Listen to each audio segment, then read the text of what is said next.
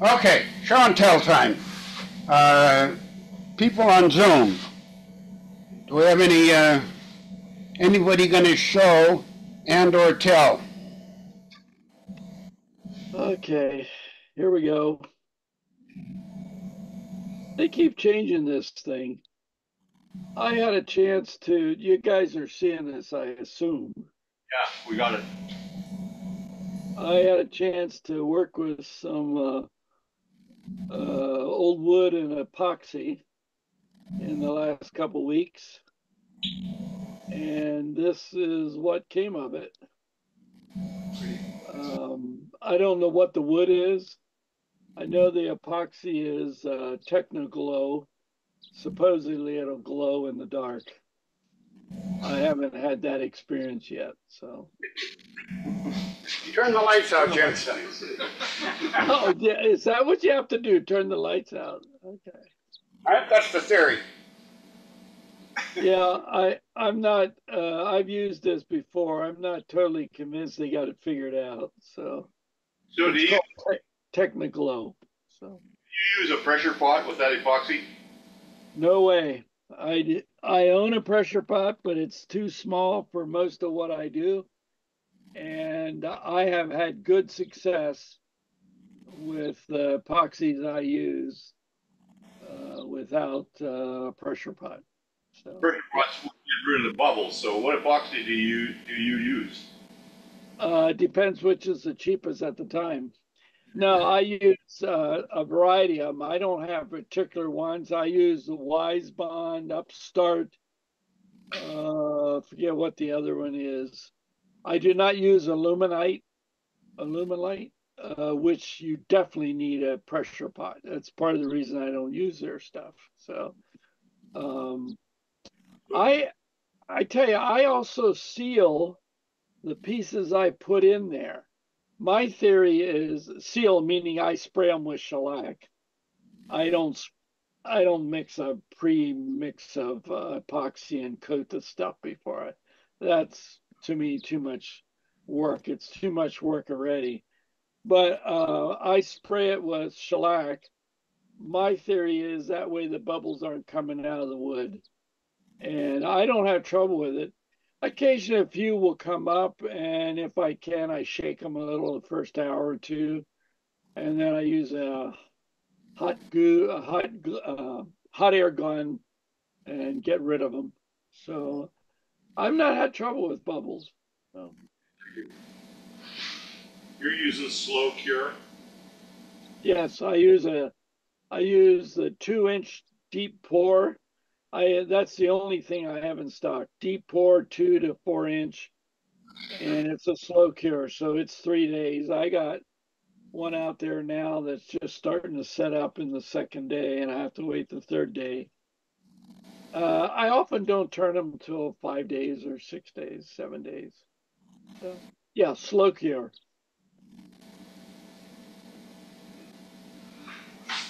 It's a nice piece. Yeah. Thank you. Yeah, I like I your T-shirt there from Paul V. here in Lancaster. Yeah. absolutely. I wish I lived in Lancaster. That is a fantastic store. I'm sure your wife is happy that you don't live in Lancaster. Well, then I guess I should live someplace where she can't go to a store either. So, So I guess this counts as live edge, because that was the live edge. There's just no bark on it.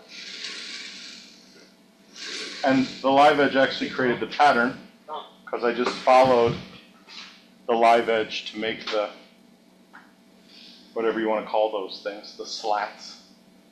And then it was actually a green wood, not a live edge, so it qualified as a green. it was green wood when I turned it, and it had a live edge on it. It still has the live edge on it. The edge is dead now, but it was live when I started. So And you call those things slats? I mean, in your own mind, or what do you call? How do you think of them? so I don't think of them. I just make shit. I mean, I didn't You don't yeah. use nouns on. Right. So Okay. what I did was I went, oh, it'd be kind of cool if you could just do even slices all the way down a piece, but then they'd all fall down. So you have to have something to connect them, right? So how can I have the minimum amount of stuff to connect them and still have a three-dimensional piece that doesn't fall over and turn into a bunch of rings? And so then I was like, well, it would be boring if they were straight up and down. So I just made squigglies. So the squigglies hold it together, and what's neat about it is, as you move around this piece, the squiggly on the back side interacts with the slats on the front side and creates like a psychedelic, so if you had some acid and an afternoon, this piece would be a lot of fun. But that's what I'm looking for. You call them squigglies and slats. I don't have a terminology. It just came to me just now. Okay. I just wanted to make I've been talking to a lot of people about Ben, and I was thinking about Ben's work, and Ben had this theme that went through his Ben Fo, who is one of the sort of second generation piercers, has this theme of these parallel lines that go through his piece, because if you don't know Ben, he was one of the last people out of Vietnam on the last chopper that left the U.S. Embassy, and the climb up to the helicopter pad had one of those on the wall of the building, and those vents are evidently, but I never got to talk to Ben about it, were where he got this theme that runs through all his pieces. And I thought, that theme would be pretty cool if you took it all the way down one of these pieces and you're able to maintain a sort of general sense of evenness. But then, like I said, you just have a series of rings because they'd all fall over. So then I was just trying to create something interesting. And so I just took my pinstriping tape and I just made some, 3 lines that would go up the whole piece. But I didn't think about what would happen once it was pierced through, that the back side of those lines would make this piece move as you walk around. So anyway, just come up and walk around it. So your CD collection is now organized too. These are actually mirrors I bought, but what's beautiful about these is I spent $14 and I got 40 6-inch mirrors. So I'm guessing they came from Indonesia, and this stuff's probably toxic because they don't have the same kind of requirements, But whatever, I got 40 of them. So if you need mirrors, if you need a 5-inch mirror for something, I'm your man. I have 5-inch toxic and 5-inch non-toxic. You can choose. How much for each? I'll give you one of each, and you can decide which one's the toxic one. Hey, Thomas. Yes. That mirror is the size of the mirror on my little $19 turntable I bought from Amazon. You could sit your, what do you call it, sculpture on that, and let it slowly turn and make it even more interesting. Well, send me your turntable, and I'll be sure. No, you can go to Amazon, and I need that to photograph my stuff. Jeff Bezos has enough of our money. So this is a piece, another piece. Same idea. I had made this piece called Circuitous, which I'm using the pinstriping tape that you use for car painting to mark lines and then use that as the design. And I had done this single-lined piece that I called Circuitous that was sold at the Museum Fart and Woods annual auction benefit thing. And then I made this piece, which is called Of Flattery. And it was, the concept for the piece was, when I was a kid, I have an older brother who's older than me by 5 years. And when I was a kid, I wanted to be just like him. So this piece is called Of Flattery because the fat line, which represents my brother, is being chased around by the thin line. So they're doing exactly the same thing, but not exactly at the same time. Kind of like I did when I was a kid and I wanted to be like my brother. So that's how this piece started. And it was going to be, if you saw Circuitous, I don't know if I brought that in, but it was all open. There were no solid spaces. It was all cut into just lines. And I started cutting this up, and this 70s reverberating Art Deco-y thing started appearing, and I was like, oh, that's interestinger than what I had planned. Maybe I should leave some of those solid spaces and see what happens. So for me, this was a process of like, so you can see this, like here's in the camera, here's one of those recurring themes that like Mouse, the Mouse, the guy who used to do the graphic design for the Grateful Dead, like you would see that, or you'd see some of this sort of stuff up, I gotta turn it backwards, like this kind of thing. And then I was thinking of Frank Lloyd Wright and the stained glass, and how the solid places here represent the clear glass that Frank Lloyd Wright would put in his pieces because it looked like you could see through it. And this piece just does, I had a design idea in mind. I had a concept in mind, which I was going to chase these two things, and that was going to be the concept. And then I designed it. I mean, I just started putting lines on it and chasing them around, and then I started piercing it, and something totally different happened, which was the part that was really cool for me, that a piece that I never would have even thought about. I would have been too complex for me. I would have been like, how can I make that? How can that look good? So sometimes if you just stop. You don't pierce anything. You don't do anything to it while it's still on your shaper tube.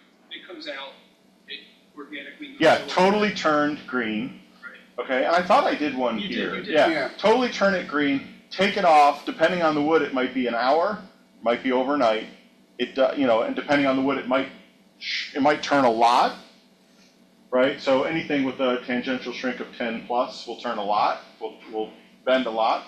Anything with a tangential shrink of 7 or less, you might not even see it. So different wood species, and then let it completely dry. And then I used to put shellac on it to stabilize the wood because it's so thin. I didn't want it to break as I was. But now I've learned the right thickness of the right wall thickness to be able to easily pierce, and the piece not to break. So then the shellac doesn't end up melting because the thing is spinning before the shellac melts, then it creates a sort of glass that you then have to sand off, which is a nightmare.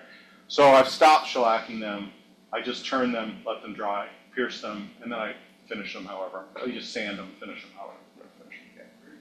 And can you remind us what the correct wall thickness is? The one that I do. Yes, I know. So you don't measure it, you eyeball it? Remember how John was it John that asked me what? No, it was Mike that asked me what is smoke bark? What is smoke bush? And I said that is this. I don't know. Maybe it's somewhere between a 1/16 and an 1/8 of an inch, depending on the wood species. So I mean, I did one last week that's got to be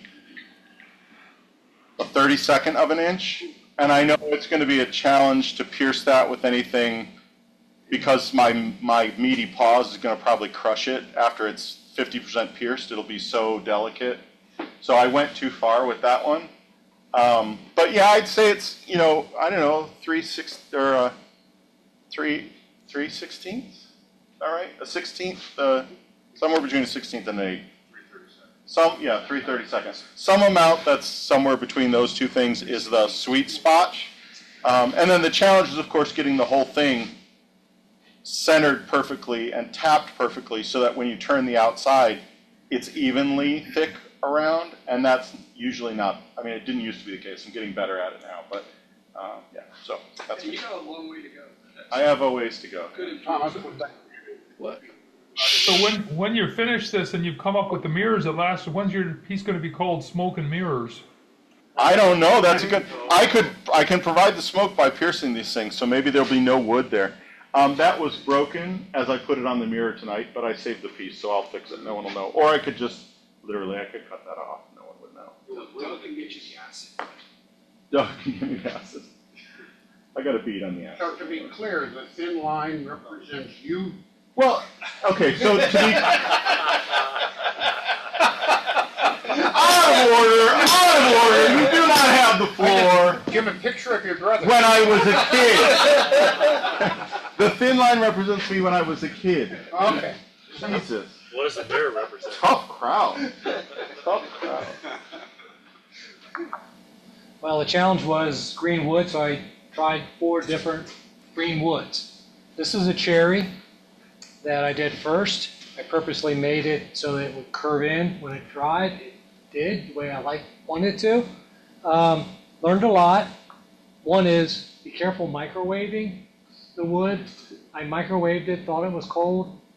Microwaved it a second time and it started to turn brown. So that was not so good.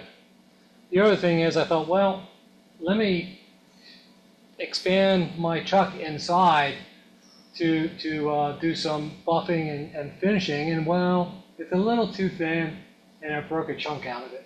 But other than that, I really like it. I like the piece, I like the shape. It just, to me, it turned out like really nice and what I was expecting. So that's a piece of Hey, cherry. Bill, Yeah. Bill, how did you get it to burn in the microwave? Are you doing it like full power for a long time? Yeah, I did it for 1 minute full power, and then I took it out. I was supposed to let it cool completely. I thought it was, but I think the bottom was not cool. I was touching on the sides. Then I put it back in for a minute, and that's when it started turning brown, and it got browner as time went on. Never use full power of drying wood is my experience. I use 30% max, up to 3 or 5 minutes, and then I keep recycling it. I have never burned wood. Full power, you're going to burn wood. I mean, that's how much that Well, stuff is punching in. Yeah. Richard Rappert does it for like 2 minutes on full power, so I thought I knew. Crazy. That's crazy. Not all microwaves are the same. No, I agree. This was probably 35 years old. Yeah, probably. And it's upside down. Well, it was my first time, so it was a learning experience. So then I did a walnut piece. Didn't exaggerate the sides quite as much, but it did curl in as it was drying, so turned out pretty nice that way. I did microwave this one, but I did it for 30 seconds at a time, and then I made sure. Brown, you just can't. Yeah. Toasty brown. That one's thinner than the other one, too. It is thinner. Yeah, it is. What's the finish on that? This I put tried and true. Okay, my second piece I did with that stuff goes on really thick, and I thought it was a little too tacky to put on, but I did put it on and followed the instructions, and then buffed it out, and it actually turned out pretty good when I was done. Is that tried and true, a polyurethane or oil or hybrid? I don't know for sure. I think it's polarized linseed oil, with these. Yep, and Knoebel wax. I think it might have a little. I'm not 100% sure on that. It's just got a really nice snap finish. Yeah, I really like that finish. The bowl I'm working on right now, that's what I'm using on. It's coming out really nice. You could have burned that one and we wouldn't have noticed it. That's true. I should have done it first. Then I had a piece of pin oak that was a log, so I decided to go, as you can tell, through the pit and just go straight down through because I wanted the sapwood on the side and the splash of color on the end, and I was going to experiment and see how bad it would crack on me. It didn't do too bad on some, but you can see here it split, so I decided to play with it and lace it up, just kind of an ornamental thing. So it turned out pretty good from that respect. It was also green. It did not warp too much, but it did warp some. Is that a check on that side there, or is that just a Here? color deflection? Yeah. No, that was actually a check that I filled with wood glue, and then I sanded it to try to get the dust into it, sending dust into that. Go ahead. Well, I like the lacing on the other one so much. It'd be sort of cool to chase that lacing around to this side. I thought of that. To be honest, I did the lacing today and just didn't get time to do it, but I was thinking about that too, how to play with that also. Yeah, it's really. Because I do have this same cord. I got another foot of it that I was thinking it might be fun to stitch it up also. And that way I probably would not put a bow on. I would just do the stitching, make it look like like a stitching on an arm or something like that. Barry, can you show them your stitches? Since I don't have a tool to actually go around the corners when I was doing this, I did the best I could with a scraper, and it took a lot of sanding to get the finish pretty decent, but it did turn out okay. And I did put a little bit of ornamentation on the bottom just to give it some character. So I understand what you're saying about using a scraper to go around the corners, but don't forget that almost all hollow form tools are scrapers to start with. So generally the tools that you use to go around the corners are scrapers. No, I agree. I meant one that actually could go around a corner. Mine are just straight scrapers or ball scrapers. I have a couple. I was out trimming my crepe myrtle, and so I had a nice, fairly large, 2.5-inch thick leaf. So I thought, well, it's green wood, so why not? And Doug, I know you did a demo on doing really thin stuff, so I thought, well, let me do one. Give it a try. Scared the crap out of me, because I'm not used to using it. I did everything skew on this, just except for hollowing it out. So I did a lot. Really impressed. That would have been really impressive. So it turned out I liked the splash of color on the bottom. I purposely made the base so that it would look like it's the bottom of the stem actually on a piece of wood. So I just kind of made that played a little with that. The only place it cracked was right through the pit on the bottom. It did not crack on the top, which I was happy with. But it didn't warp, so I was really disappointed that way. But it does have some nice color here and there. That's a nice little splash, but I got as thin as I could without having a heart attack, so I'm happy with that. And I didn't lose any fingers on the skew, so I'm happy with that also. So that's what I Thank you. Barry, point of order, Barry. You had the live edge. No, What's the theme? Greenwood? I said, I was saying live edge, and then I corrected it when you were showing, and I said green. Okay. Green. Because I did both. I just, for the record, I did both. So I actually got a chance last month to do a little bit on the lathe. That made my wife a little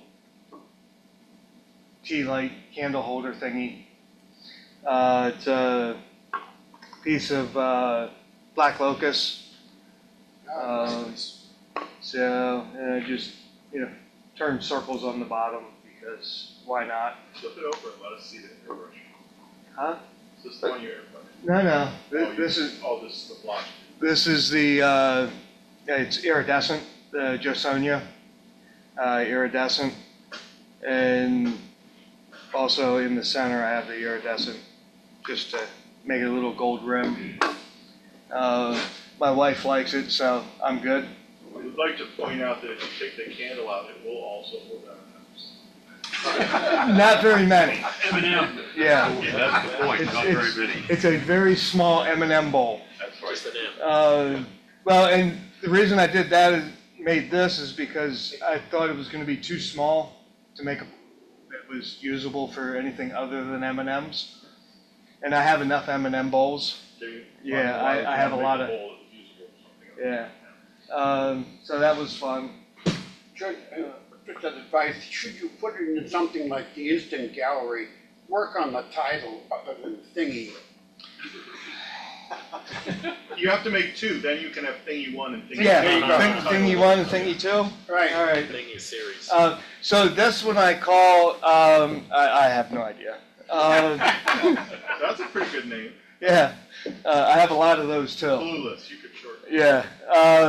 So this is a piece of catalpa that I had, and it was just a little sliver because I cut a piece off of a half log because I was thinking about doing something with it, and then I changed my mind, so it was just a scrap. But it's a live edge. It was fun. I liked the shape, and then a little bit of texture on the bottom with the texture tool. And Turn that green. huh? That was green. This is greenish. He did both too, Barry. Yeah, it's greenish and it's a natural edge. Live edge, green. Yeah. Can I ask how you mount the bowls so that you can do the texturing on the bottom? Well, the texturing on the bottom was done before I did yeah. So I just turned the recess and textured it, finished it, and then just used expansion to turn that part. Is that a native species? Yeah. No, I think that's an imported tree. Alpha's native. I think it's all Yeah. It's real big. It's very common. Great big. It's got the big beans on it. Right? Yeah, great big heart-shaped leaves and has the green beans. And then this is a piece of sycamore. This is actually the first twice turn bowl that I've done, whatever. I rough turned it about a year ago and then threw it on the shelf to dry and figured why not, because had a rough week and I needed to turn something to get my brain back. So it was green a year ago. It was green a year ago. It counts. Yeah. When he started. So when I started it, it was actually only down for about 12 hours before I turned it initially. But it's then once I got it turned, I realized the grain had no character at all. Looks like a sunburst on a 61 I was Stratocaster. gonna say. Yeah. So about That's Les Paul right there. two months ago or so, I bought an airbrush, and I got it out of the box finally. So I did all of the coloring with the airbrush. So Dye, okay. this is dye. Blue is dye also. The blue is dye also. Yeah, it's all dye. So it was a lot of fun. The texturing on the outside. I was playing with beads. So. Did you mask that all, or did you do the blue? I did mask it because it was getting a little bit of bleed. I didn't mask it initially, but I had just a little tiny bit of bleed, so then I did mask it and then touched it up. So, but yeah, my wife likes this one, and this one will hold a lot of M&Ms, although they will get lost. No, you clearly haven't eaten any M&Ms. Oh, no, Rick, when I saw it, What was your final finish on that? Is it lacquer? Lacquer, yeah. Yeah. So, this one is just wax and oil, and that one was lacquer. So. I thought you had turned two bowls that were perfectly nested. Yeah, it's like- actually, I handed it And I to even somebody, picked and it they were, like, no, it's just one. It won't come apart, I hope.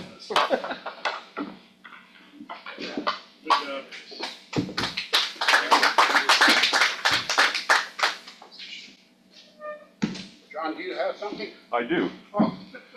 And it's cane, right here. Ah, It's about the sixth cane I've made, and it's a travel cane. It breaks down. It has, I'm using these brass fittings, so it breaks in half here, like that. And I made the handle. I bought one of those brass handles that looks like this, and I made a wood one that was exactly the same size, and it was way too small in my hand. The brass was fine in my hand, but the wood was too small. So then I made another and another. So this is the third handle. So that I used the same fittings there too, so I could swap handles in and out. And that also lets me, with this cane, make it into a hiking pole. I have another piece that I made that I didn't bring tonight, so so I can have a hiking stick. So that worked out pretty good. The second one of these I made, I turned a ball. I figured, okay, the cross section of the ball can be like this, and I can just cut it right out of the middle, and it'll be very effective. Wasted a hell of a lot of nice Osage orange, and I got almost no benefit from the turning, and I ended up carving and sanding anyhow. So this one I just bandsawed and carved and sanded. And it really feels good in my hand. It's the nicest cane handle I've made. And the cane is, the right length of a cane is very subjective. And it varies from day to day, it turns out. And it varies, a little wee bit matters a lot. So anyway, this is pretty close to right for me right now, today, in these shoes. All right. I have not turned much lately, but I found a few hours a week or so ago. The other side of this was the natural edge that I sent down to my mother-in-law for her 91st birthday. This was a tiny piece, so I thought, well, I didn't think it would make sense to turn a natural edge, but I still tried. But instead of having it flare out, I had not tried one where I made an enclosed form, so I called it unnatural edge because it looks like a cut edge bowl, which I guess it is, except, and interestingly, Canvio and the bark were pretty punky, but Doug was over and I was talking to Doug about it, and he just put some CA glue on it and let it sit for a little while, which I did. It's not all that smooth, but it did firm it up. So I kind of get the benefit of seeing what it would have looked like had the bark come off, but I kind of like the racing stripe. Is that a piece of the Johnny Campbell wall? Yeah, yeah, Because that was black and white like that. exactly. Yeah. So I liked how it ended up. You know, little tiny thing, but it was fun, and it will hold in it. The windingness of the sapwood makes it almost look like it's not a body of revolution. Right. It looks like it's deformed. Yeah, and so as it stayed on there, I thought, well, what the hell, I'll just keep going and see how far it would go, and once I put the CA, it firmed it up. It was pretty thin. I think it's, I don't know, it feels like it's about a 16th or something. I'm surprised it actually didn't break off. Goodwill. Goodwill. Yeah. Oh, that's for the next session. Oh, So, two things tonight. This is wobbles on purpose. It's just, so the form is a real simple tree form. The reason for this is 200 years of western red cedar. It's a 200-year-old piece of wood. When you get a chance to look at this, check out the grain. It's very hard to see. But when I was just screwing around with a couple pieces, I have a large inventory of this material. And the way the coloring, there's no finish, there's nothing on this piece. This is just the wood. So the coloring, the modeling, the grain, that's just its natural state. And to me, it looks like a tree in the woods. Christmas tree, a snow-covered pine tree, whatever. Real simple. Torture device. Exactly, could be a wax insertion device, lobotomy, or some other things that Thomas likes to mention. So this is a hollow form, again, not a flat bottom.